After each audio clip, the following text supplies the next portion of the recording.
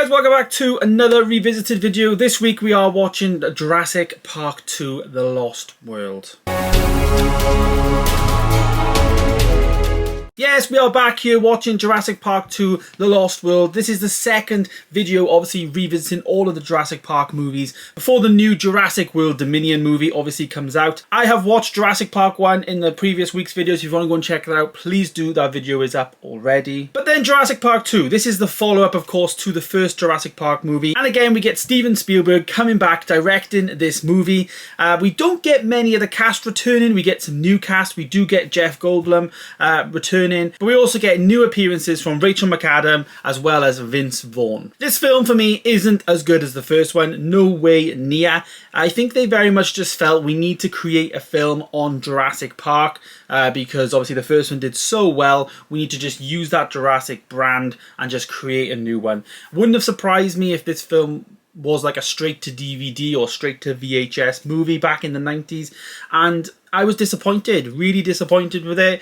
I watched this once or twice, I can't remember. It's a very forgetful movie to me, and I probably have watched it once way back when. Obviously for me, Jurassic Park is my favourite one of the older movies. I think it's the best one of all of the other ones.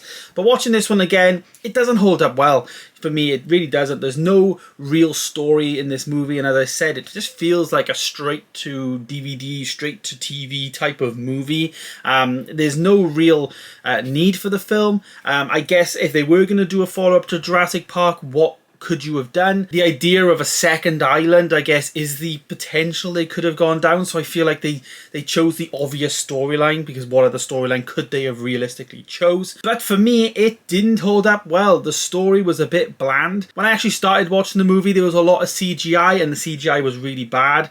But I was thinking, oh, I hope this is not full of like loads of CGI. One of the things I felt like they decided to use a lot more in this movie was like an up close shot of a T-Rex rather than like, you know, wide angle one. I guess we did see that, but you know what I mean. There was a lot of different scenarios where the T-Rex's face was like in a window or that type of thing, and I just felt it was a bit boring. It didn't really grab me and entertain me that much. You know, whenever you're watching a film and you pick up your phone and you scroll Instagram, that's never a good sign. And this was one like that for me. It's very similar to when I watched like the follow-up Batman movies. When I watched all those for the first time, you know, they got worse as they got on, and this one has definitely got, you know, worse from the first one, I guess. They did make a mistake in this movie by not bringing back any of the first cast. We didn't get Sam Neill coming back. We didn't get Laura Dern coming back. So they did make a mistake there. Jeff Goldblum coming back was okay, but they kind of used him and created Rachel McAdams as like his girlfriend, and we had his daughter in there as well.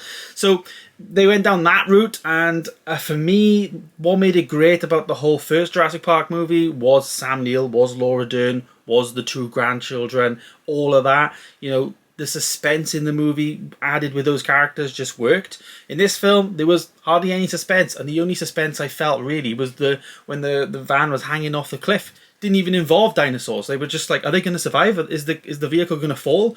So yeah, the suspension wise, I was not feeling it, and I was not gripped by any of it. But it is a fantastic looking movie, I will say that. For a late 90s movie, I think it looks great. I did say like the CGI wasn't that great, but that's in 2022, of course.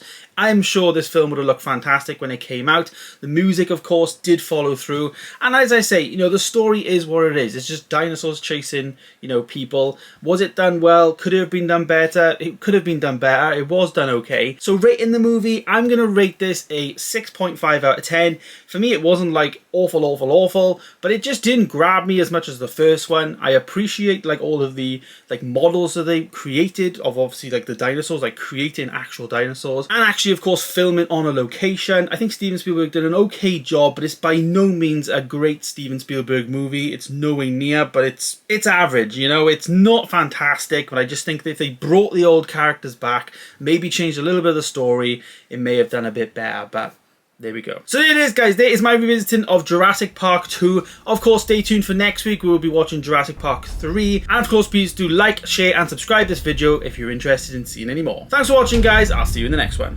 Goodbye.